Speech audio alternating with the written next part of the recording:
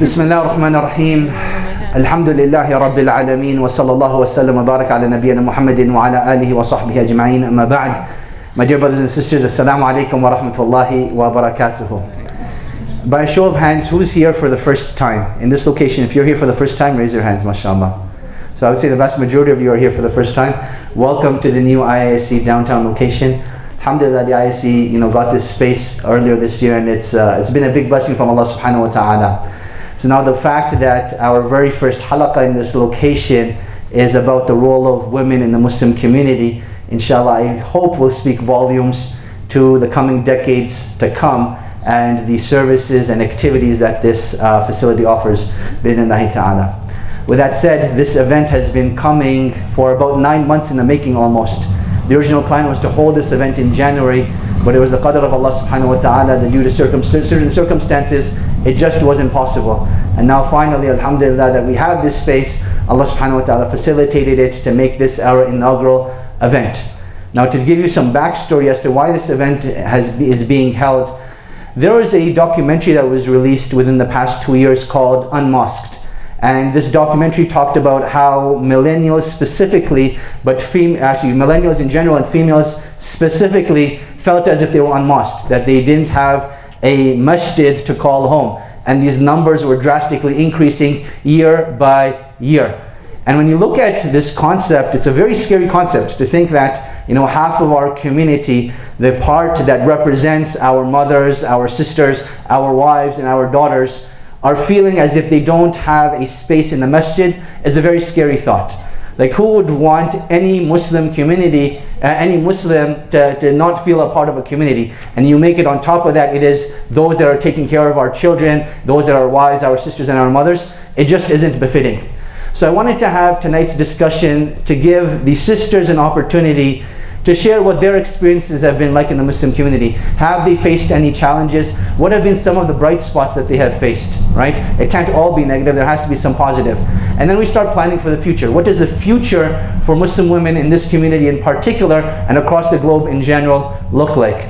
We know that the Prophet Salla Allahu used to take a specific day out of the week to educate women, just one exclusive day, and that was something that the men didn't have. There was no exclusivity clause for the men, yet whenever there was an opportunity, the Prophet ﷺ would educate them. And this shows us that the Prophet ﷺ showed very special attention to the tarbiyah, the upbringing and nurturing of women, and fostering a healthy relationship with the Muslim women in the community. And bi-idhnillahi ta'ala, that is what we're hoping to set the foundational stones for tonight by the will of Allah subhanahu wa ta'ala. So what I will start off by doing is just mentioning a brief bio of our 3 panelists and our 3 presenters. So we have Sister Hajar, we have Sister Rula, and we have Sister Suad, and I'll just be really reading their bios one by one. Starting with Sister Hajar, she is a wife and blessed mother of 3 girls. She's an interior designer by profession, and she's the former director of Women's Affairs in the Muslim Association of Calgary. She's also the former Amira of the One Ummah Conference, the IISC's conference, an IISC initiative, and the founder of Hayat al-Muslima, a local sisters organization. That is a very brief summary of the work that she has done, but mashallah, she has been a very contributing member of the Calgary community in general. Mashallah, anytime something needs to be done in the community, you can almost always count on her to help out and be a part of it. Then we have Sister Rula Abbas. Rula Abbas is an Alberta Health Registered Midwife and Alberta Health Recognized Public Health Advocate through the Mosaic Primary Care Network. She has worked with the United Nations on site in Lebanon, serving displaced Syrian refugees. This experience has led her to dedicate her focus on serving this community professionally. Today, she works exclusively with the marginalized minority and refugee patient populations of the city, in part through the Refugee Clinic and the communities of Northeast Calgary.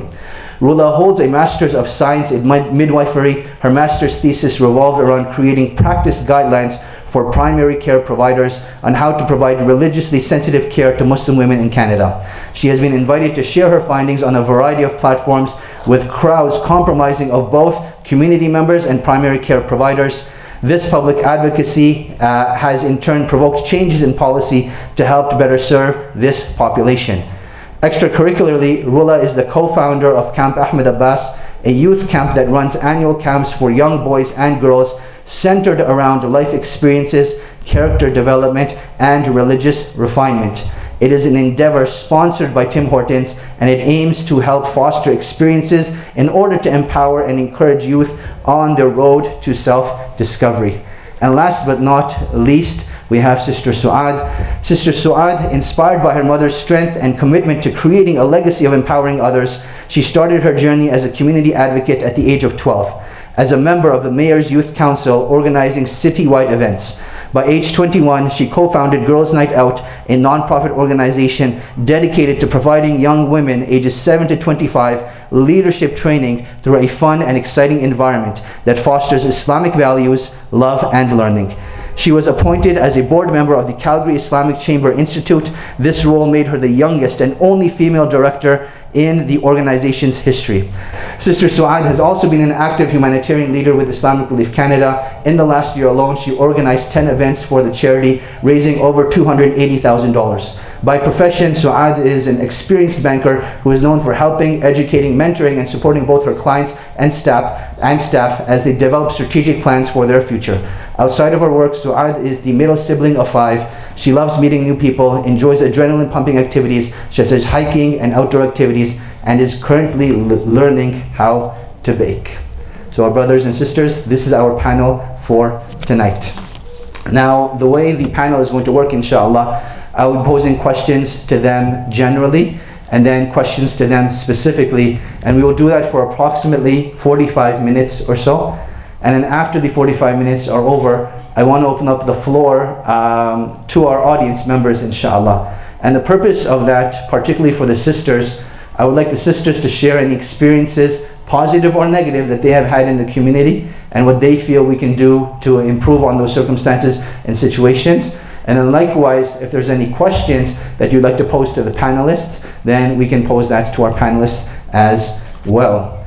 So with that having been said, the very first question that I have for all of our panelists, inshallah, is what has your experience in the Muslim community in Calgary been like? What are some of the challenges that you faced, and what can be done about those challenges, inshallah? Starting with challenges, I guess this is a pretty heavy subject for, I think, every woman in this room. We generally face challenges on a regular basis, let alone being Muslim and let alone being in a smaller sized community, such as Muslim community in Calgary.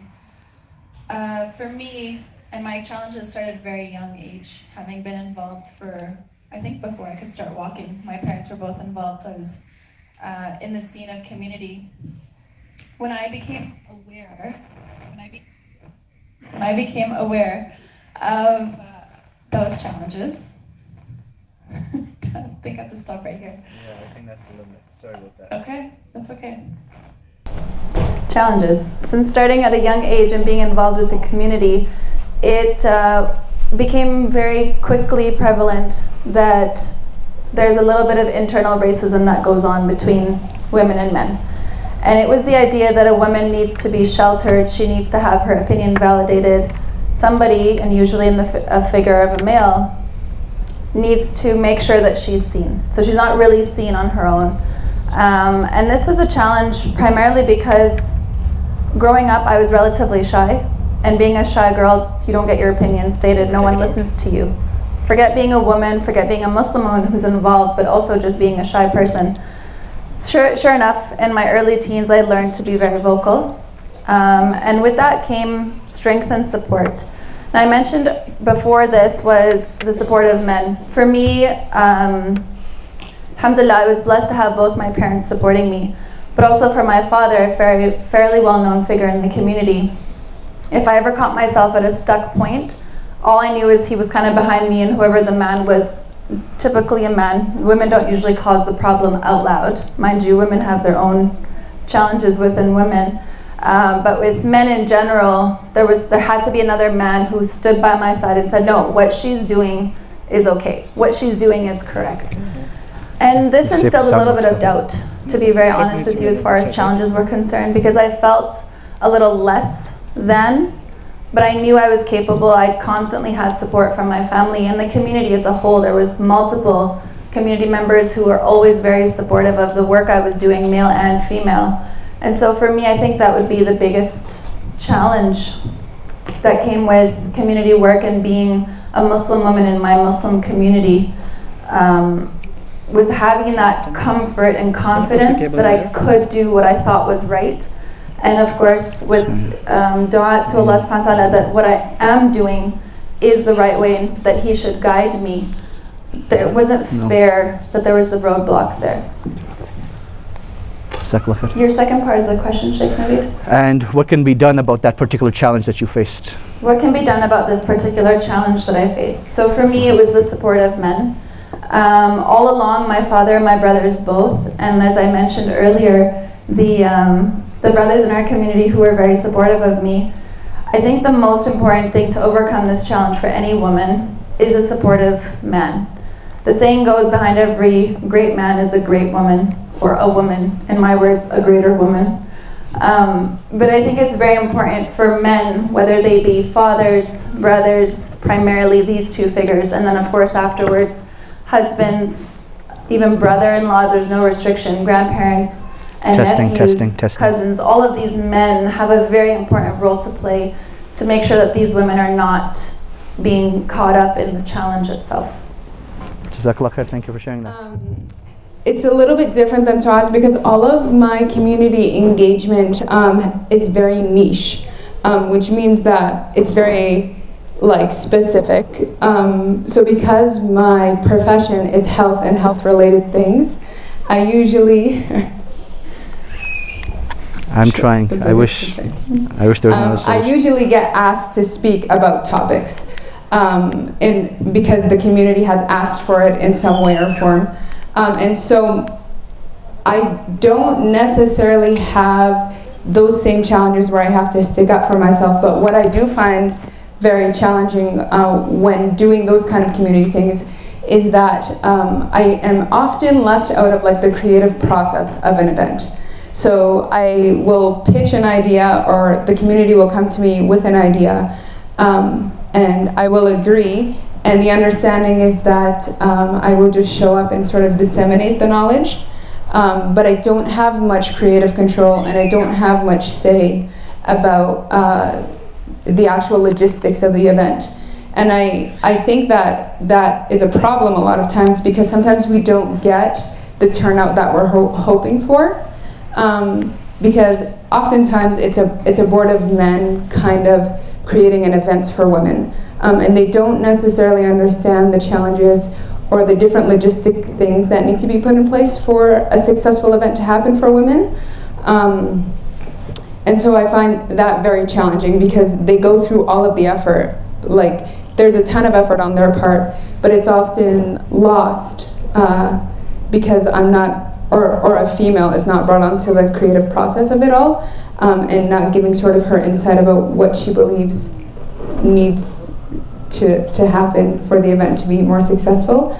On a separate note, I have also sat on an organization's board, and a challenge that I faced there, I was also asked to sit on that board, but a challenge that I faced there is that they wanted me to be on the board in order for them to show that women were being represented in the community, but then I was asked not to show up to the meetings.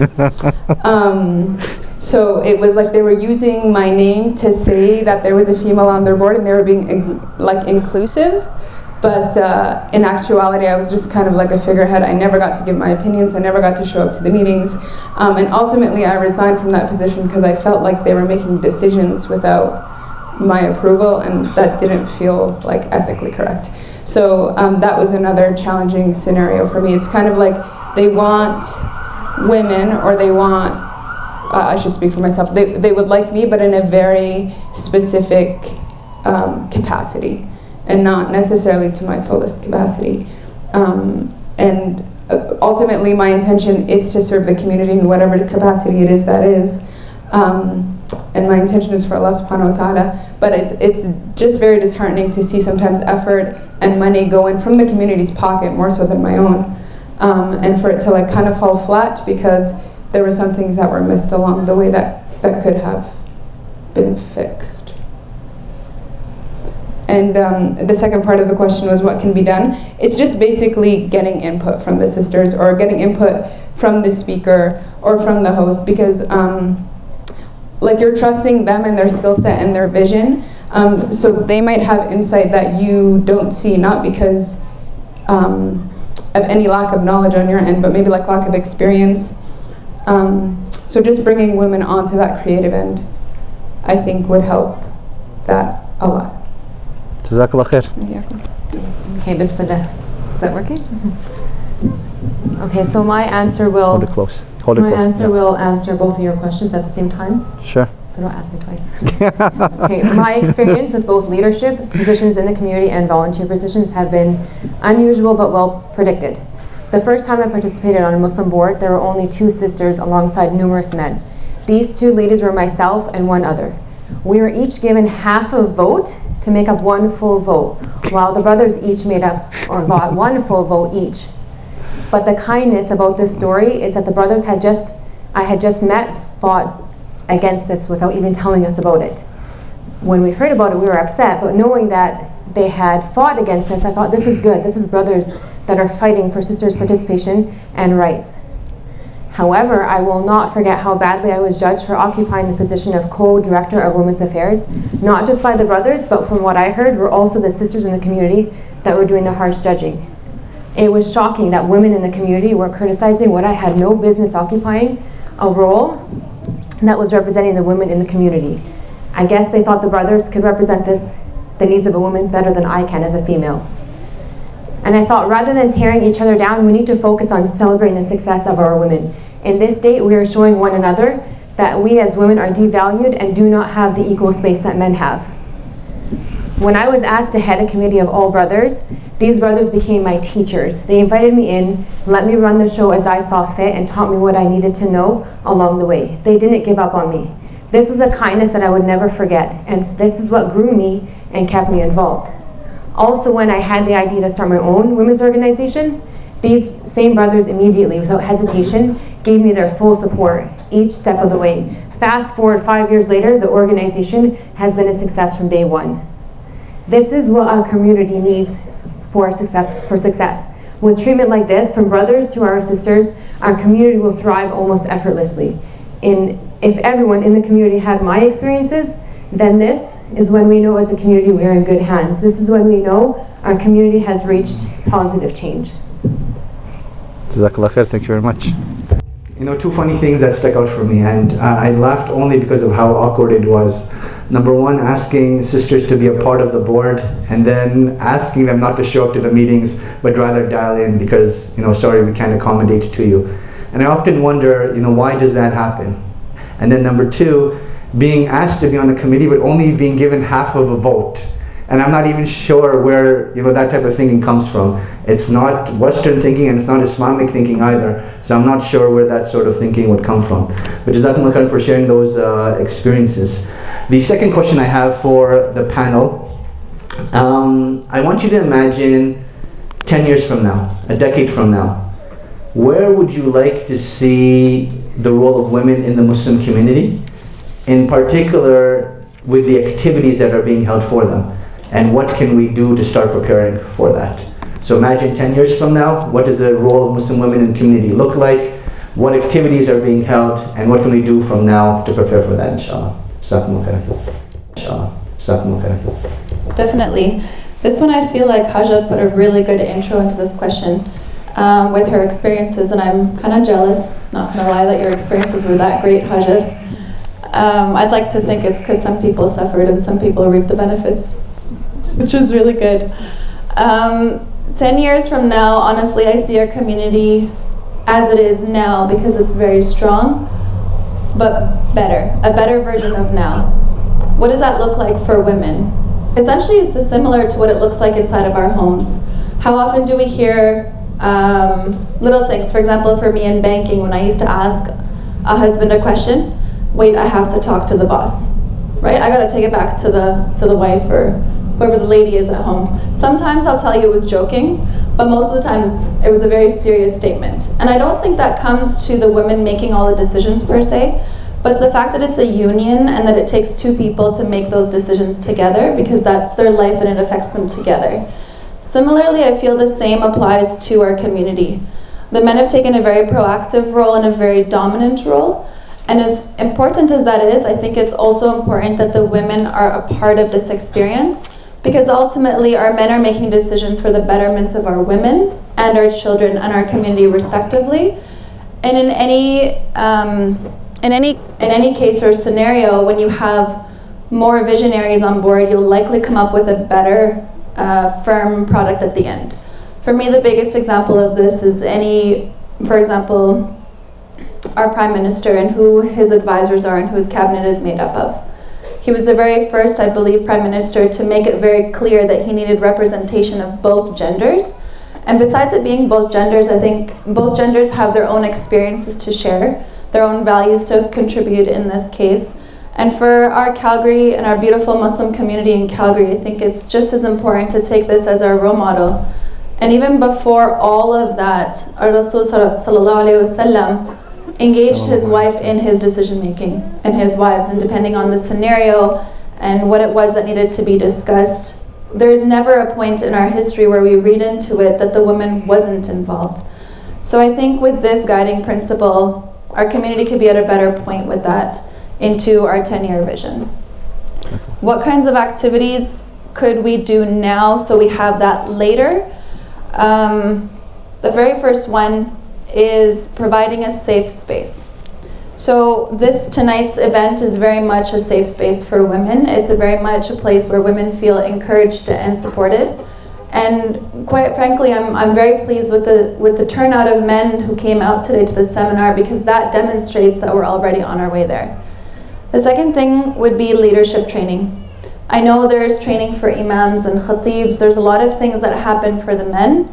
And equally so, it's important for the women to also have this training, whether it's in workshop format, leadership hands-on training format, online seminars, imams and or women leaders who are dedicated to supporting our women and having us grow individually. For us to make an impact on the community in its entirety, we have to start within. We have to start here. If I don't feel confident in my ability, how am I going to be able to positively contribute to a community that supports women? Those women need to be prepared, and to be well prepared, they need the support from, of course, the men and women in their lives, but also tangible training that goes on from there. Jazakallah khair. Sister Rilla? So in working for a better part of this last decade with the community, I am always and continue to be amazed by how many professionals we have within the community, the Muslim community, how many different skill sets we have, how many educated professionals we have, and I think that those things, if they were cultivated in 10 to 15 years, my vision for this community would be that it's like a hub for in-house resources and referrals. So what that would look like is so a community that's full of different professionals, like accountants, like doctors, like midwives, like other healthcare professionals or business professionals. Creating kind of like a database for the community of these professionals, and a hub for people from outside of the community to come in if they need those professionals. That is what I sort of have envisioned for the community. It's sort of that it's a hub. A lot of other religious organizations do something sort of similar, where they bring education in-house. And I think that one of the unhealthiest aspects of our community is that we are ignorant about a lot of like real life things and real life like skill sets that we need. Like a lot of people don't know how to file their taxes or how to make a resume, or like real life skills that you need. And I think that that's a shame that we can't bring those things in-house for people to access. I think that a lot of times too, what the community sometimes does is it separates spirituality from like worldly life. And I think that one of the beautiful things about Islam that a lot of people miss is that it's a way of life. So by gaining worldly benefit, you can make it a form of ibadah if your intention is correct. And so kind of making use of the skills that we have in the community would make this community, I think, very, very strong. Specific things that I have heard women give me feedback about that they would like to see. And I'm kind of biased for a few of them because I am like in the health profession. But a lot of people ask for seminars about health and nutrition, about exercise, about mental health, which is a big taboo subject in our community that needs to be talked about and openly discussed. Peer support systems, one-on-one workshops that increase your employability, so different trades that you can learn, domestic violence workshops, parenting classes, homeschooling groups, how-to life stuff, so like file taxes, create a resume, market or start up a business, and just regular coffee and chat sessions I think would really help with the health of the community. We're like collective social creatures, and I think it's really unhealthy how individualistic the society kind of keeps us. So just more social aspects that bring people into the masjid for reasons that might not outwardly seem spiritual, but can be spiritual with the correct intention. Jazakallah khair, thank you very much. So I think my answer is a combination of both of what they just said. So what I would want to see 10 years from now for Muslim women, I don't think we need to look ahead at a 10-year plan. I think we need a right now plan. The moment that we get a 50-50 board representation, we will see significant changes in the right direction for our community. In doing so, a 10-year plan will naturally form itself effortlessly. Beyond that, we will see changes that we never saw coming or even thought could be possible for our community. All because we have been silencing the insightful suggestions of our sisters. We would be bringing forward ideas that brothers wouldn't have even thought of simply because of their blind spots that women can naturally see.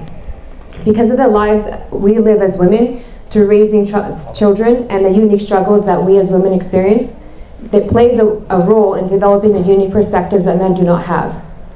Us women are raising our children in a way that we want to see betterment in the community, and knowing that these kids will be the product of our community. Raising our children to think critically and challenge the injustices in our community is an attempt to give way to a better future. They say it takes a village to raise a child. We are the village. Our Muslim community is that village. We all need to be part of giving our children something to look forward to and be part of. Let's give them a community that they can flourish in and that they can be proud to know it's a place they can run to for help, not run away from. And activities that I would like to see for women in the community. I think women need to be provided with what they feel uncomfortable with outside of the Muslim community. Give us fitness centers, swimming pools, gyms, and wellness centers. We all have these religious leaders that are meant to educate us about our religion, but we don't have female-based resources that can support our sisters in a manner that promotes living a wholesome Islamic life. And someone that sisters can connect to as a woman, like our brothers can easily connect to our shiokh as men. Role models such as Muslim psychologists, Muslim dietitians, and Muslim women trainers, these programs should all be paid positions. Why do women always have to leave our community for a paycheck or to pay for services when we can be utilizing the knowledge in our Muslim community to benefit us, create jobs for our sisters? Why are these always paid volunteer positions? I know this discussion has been happening for over 15 years now, yet we are still focusing on issues such as establishing traffic control in our parking lots. When are we going to focus on more larger and controversial matters at hand? Had there been women on these boards making strategic decisions, we likely would have been seeing significant improvement in the community ages ago. Jazakallah khair, thank you very much. You want to add something? What I'd like to add here is just a couple of things to touch on what Hajar and both Hajar and Rula touched on. There's actually a mental health workshop coming up on October 27th for women, and it's hosted by Project Me, which is an initiative done by Sister Seema Khan and Louise Adams. So if you'd like more information about this workshop, it is free, and it's facilitated by a local psychiatrist, Dr. Meem Fatmi. Feel free to reach out to me after the event so I can give you some more detail on that. And to my point about women leadership, what I completely missed on mentioning is the program that I co-founded, the Girls Night Out program that alhamdulillah has been running for just over 7 years. it's primarily about this. It's supporting women, providing them a place of space, a safe space, a place of comfort, role models, somewhere they can have fun and let loose, but also not be, in places that are less than beautiful to be. And why I specifically mention this, and not only is this women supporting women by providing the programming, but the majority of girls get dropped off and picked up by their fathers and brothers. These are the majority of girls who come to this program. It's the men in their lives who feel that this program is important enough that they make time and bring them.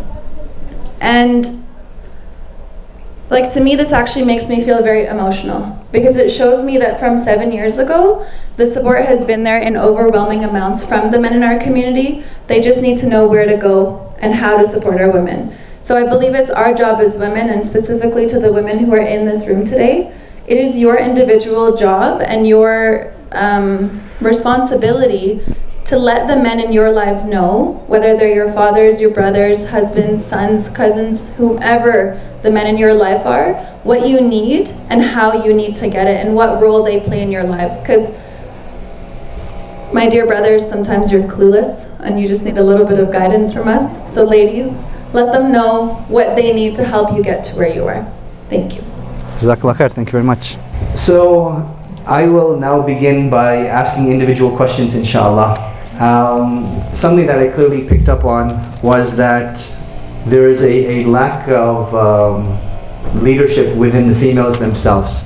So this is a question I want to pose to Sister Rula, and that is, what can be done to help encourage and promote female leadership, and what should these initiatives be centered on, inshallah? So that is my first question to you, inshallah. So to answer your question about female leadership, I think that a lot of it has to come from when they are really young, because sometimes it's really hard to foster confidence and leadership skills in a woman when she is already older. And so I think that if you make a space that is okay for younger girls and a safe space for them to be able to exercise that side of themselves in a controlled manner where they can receive positive feedback, that will help them get them on their way to being strong leaders for the future, inshallah. And then after they get those basic leadership skills from the young age, they can sort of figure out what it is that they want to do in their life. They can figure out what niche it is that they can fill. They can identify the gaps in the community that need to be filled and fill them accordingly, and not be afraid to step into that leadership spotlight, because it is a very daunting place to be sometimes. But I think that the way that we foster that is that we instill that confidence from a young age, but we also help create the space, and we help them feel like they are important and valuable with whatever it is that they're coming with. I am very fortunate to have had that, because when I stepped into my profession, there was really no other Muslim professional in that profession.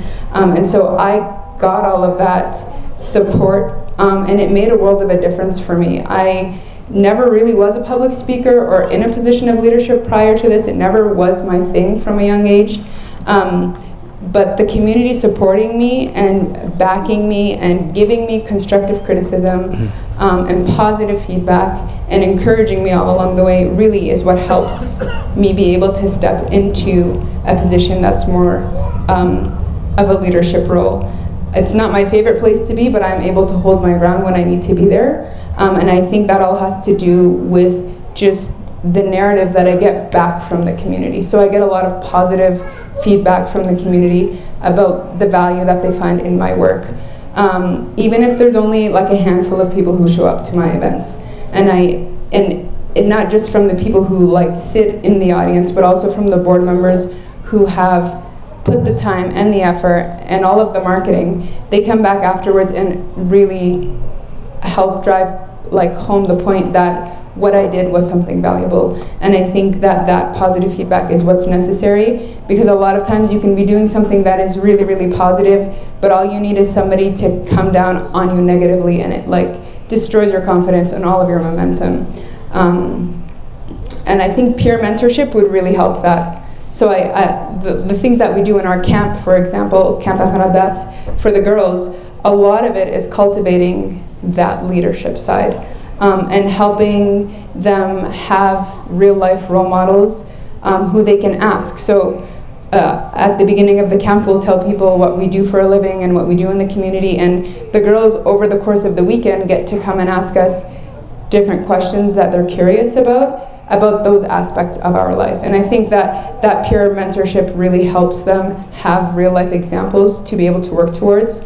Not that I think that I'm an example, I actually get very uncomfortable with that role model title, but I think that creating just a space for women to be able to see actual real life examples makes a world of a difference. Jazakallah khair, thank you very much.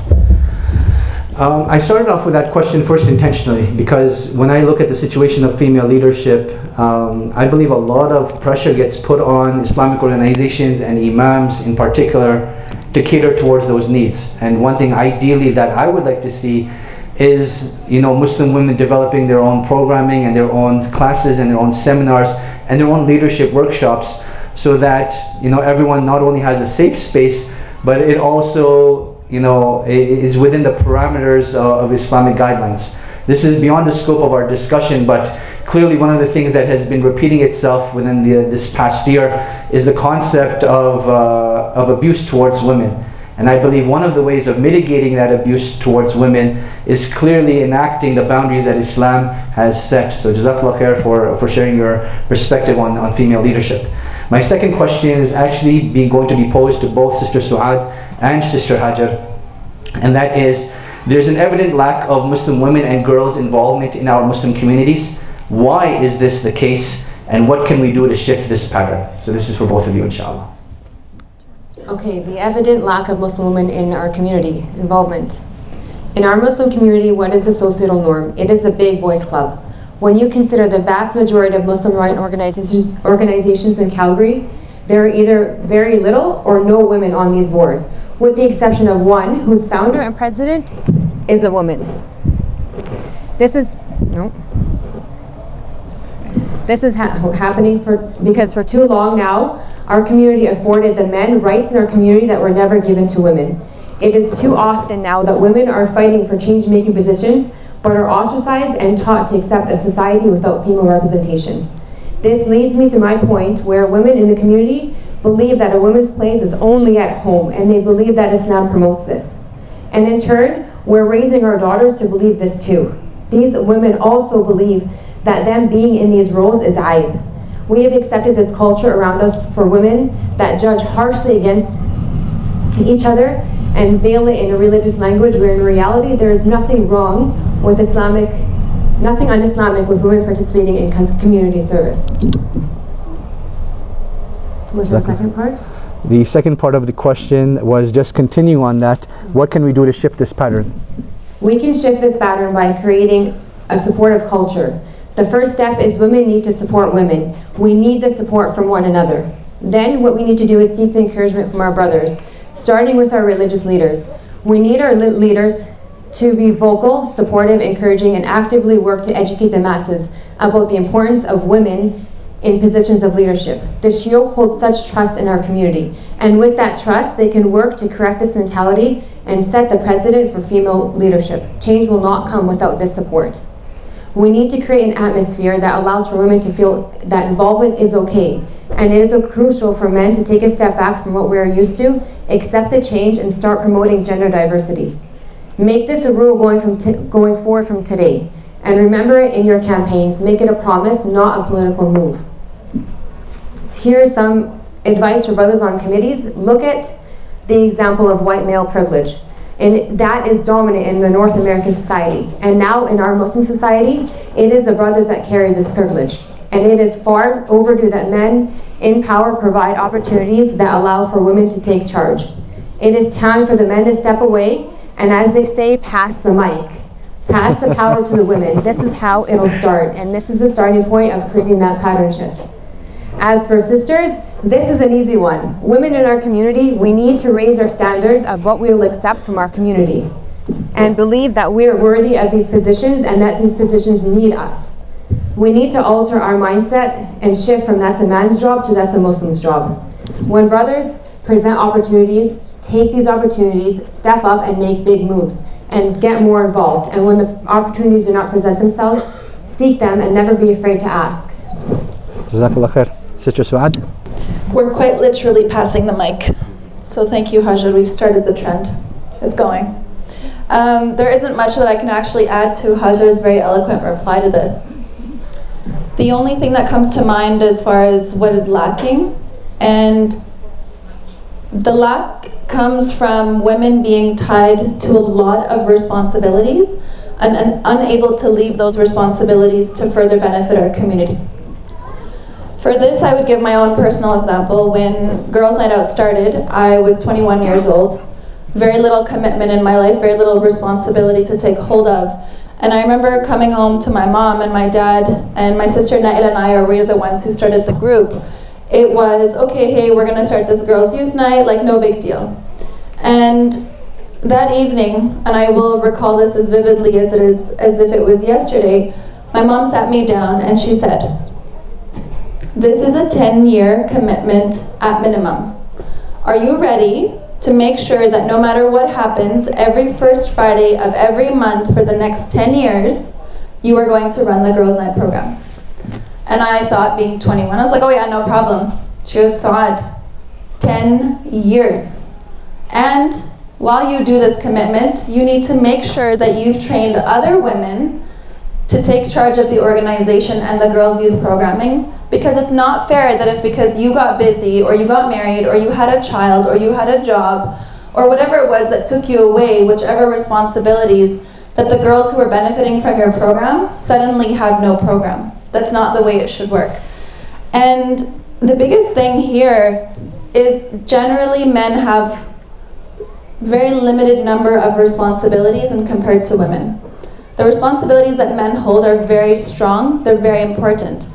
However, we see a lot of commitment from men in our community as volunteers for programs because they're able to. They don't need to leave the kids with the mom. Whereas it's the other way around. If there's something the mother needs to be a part of, she needs to make arrangements for her children to be either with their father or a babysitter or a family member. So already this hinders her desire to want to contribute. She doesn't have the time. She's not able to with that flexibility. And the shift will come when there is a support from women to women, but also to my first point earlier this evening is men to women as well. My motto when it comes to children is it takes two to make one, it takes two to raise one. It's a very much standard, it should be a standard. And sometimes as women, we are generally A-types for the most part, so we want to take control of everything, we want to be able to do everything. That's not necessary. Allah subhanahu wa ta'ala created us in pairs, and that's so that we can take care of each other, men and women alike. Thank you. Jazakallah khair, thank you very much. So we are going to go off script right now. And going off script, my question for you is about Islamic scholarship within the Muslim community. Right? One of the things that was identified was, having, the shuyukh are there for the men, but we don't have anyone there for the sisters. So my question to all three of you now is, clearly there's a void in female scholarship within our community. Your perspective on why you feel that is the case and what can be done to change that, inshallah. Anyone can take the lead on that, inshallah. I have kind of a very limited answer because I'm still kind of processing and gathering my thoughts. But the first thing that came to mind is that a lot of the scholars in the community have formal education that took them years to get. And for a lot of people in this community, they've come from communities outside and come here specifically for that target niche. And we don't necessarily have women doing the same thing because women aren't necessarily the breadwinners of their family units. But that being said, I think that I know of a handful of credible Muslim female scholars in the community. And I think that a lot of it has to do with just how we can support them to be able to disseminate their knowledge, because they too are women who have families and familial obligations.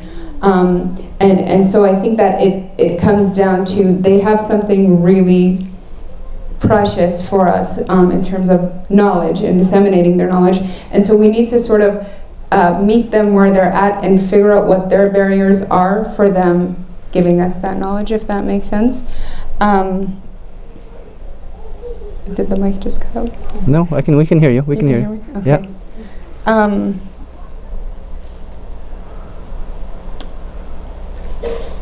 I lost my train of thought. Meeting them where they are. That was your last sentence. Meeting them where they're at. So asking them what their barriers are in comparison to a Muslim scholar, a male Muslim scholar who is on a payroll, who that is their job. A female scholar in the same capacity would have other unique challenges that she would need us to help her figure out if she wanted to be. Of course. Yeah. Great point. Hajar, Suad, any comments? Female scholarship. So again, alluding to what Rula was saying, is I think women aren't feeling enticed enough to want to seek out the knowledge and go through the very strenuous process that it takes to become a alima, or a female educator, or a female scholar in that sense. And also just, there are certain restrictions placed on the women that there aren't on the male. But also, it's the idea of, why would she want to become a female educator? Where is her path going to go? Is she going to be supported? Are people going to listen to her? Will she get paid for her services? Etc., etc. And I think along this line, it's the credibility. Is the community ready to support a female scholar and put her in places of power where she can share her knowledge and information with her community, whether it may be the Muslim female audience or the Muslim male audience or the non-Muslim audience in general? And generally, women are educators. We're our child's first teacher. And if the woman decides and takes that role seriously, she remains her child's first teacher for the rest of his or her life until they, of course, go on to bigger things and have their own family. But we're capable of being educators. We just need the tools and power at our fingertips. Jazakallah khair. One point I'd like to expand upon is, at the end of the day, the way organizations are meant to work is that it's not meant to be a top-down. The organizations shouldn't decide what the community needs and then disseminate those projects to the community, but rather it's supposed to work its way from the bottom to the top. And that is why charity organizations, particularly Muslim organizations, are so dependent upon donations. Now that donation comes with power. You withhold donations, there's no running of organizations. So that means is that if you can structure that power dynamic in such a way that with your donations you're making demands, and your donations will not come unless those demands are met, then that is a positive way of making change within the community. Now particularly on this topic of female scholarship, Rula, mashallah, she commented on that there are credible female scholars within our community, they just aren't given a platform. Now I believe if sisters made the demand that, hey, we want to give these sisters a platform, then that is something that would be accommodated to bi'idhnillahi ta'ala, or at least I'd like to hope that that is the case. I'd also like to comment on that the very challenges that Suad mentioned, that will they be given a platform, will they be given support, will they be given an income to provide for themselves. The average imam in Canada gets paid $30,000. I will tell you experience of my local imam growing up. He was given $1,000 a month. That's $12,000 per year. And then he was told, go, like, we're paying you in, so you don't have to declare this, go on welfare so that you can support the rest of your family. And that is a typical story. Like, I'm a part of the Canadian Council of Imams. I hear these horror stories all the time. So I think it is naive to think that, the men go through all of these struggles to study for years upon years. They come back and they continue to struggle, that females would not face a similar struggle, if not greater. I say only greater because you already know the challenges that you already face. So I think it's very important to be grounded in reality, that if the men are facing those struggles, at least for the time being, women will face much, much more struggles on that. So that's just something I wanted to comment on. Excellent. So just to repeat the sister's question, her question was about reconciling between Islam and Western liberal values. Like, there was one thing to talk about culture, but another thing to talk about Western liberalism, right? Where they promote taking off the hijab and doing certain things that our faith wouldn't allow. So the question towards the panelists, how do they deal with that, and what is, their advice pertaining to that, inshallah? That's actually a really good question. It's on mute. Can you guys hear me? Yes, we can. So that's actually a really good question. I was thinking to myself about this concept actually, and I think that a lot of it sometimes stems from the fact that the people you surround yourself with are what your perceptions of reality end up being.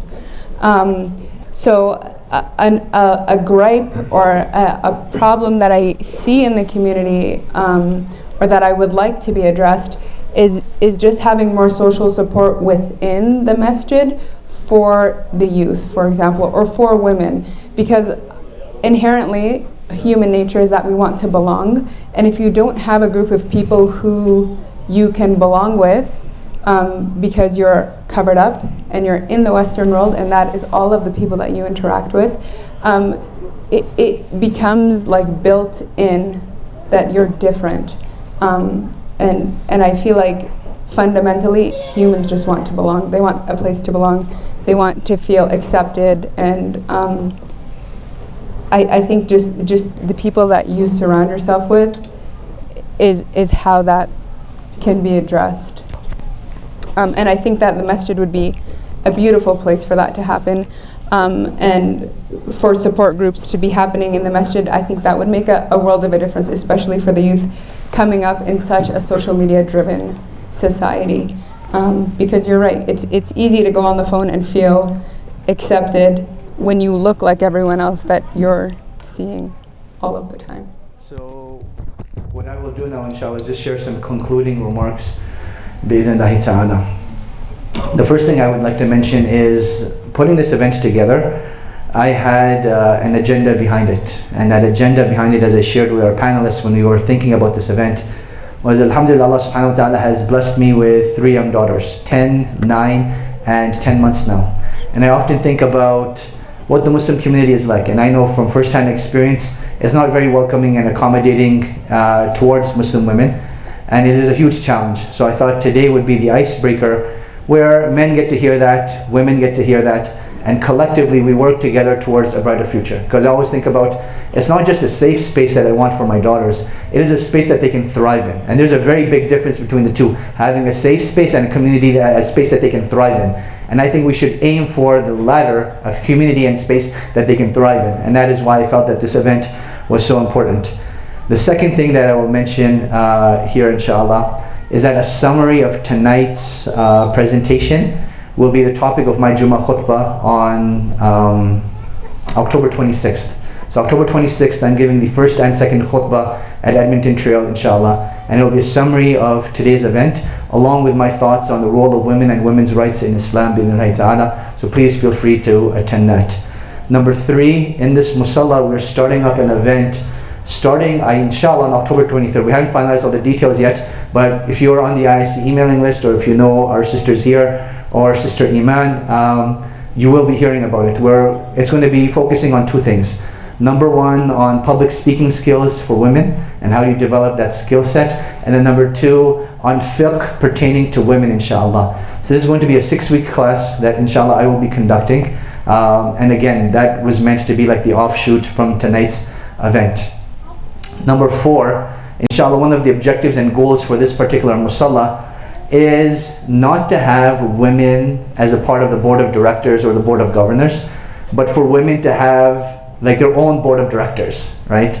And what I mean is, as Tok so explicitly mentioned, she feels comfortable in saying that that is her space, and I absolutely love that. Women should feel like that about their masajid, and I think women should have full jurisdiction in terms of how it's decorated, how it's kept, how it's maintained, how it's run, and the activities that take place. Now what that necessitates is women wanting to be a part of the board and taking it seriously. And I emphasize both of those points. Wanting to be a part of the board, not you feel as if it's a need, but wanting to be a part of the board and taking it seriously.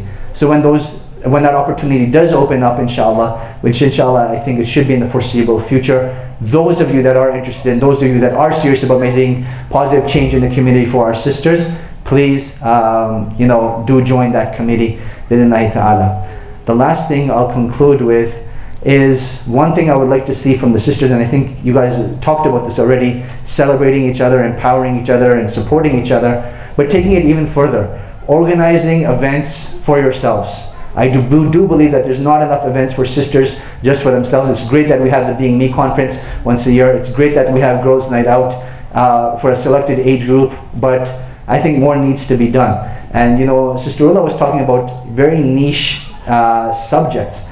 I think if sisters were to organize it themselves, the financial resources that they need, the space resources that they need, I've always found the IISC very supportive of that. Inshallah, I hope Sister Hajar can testify to that.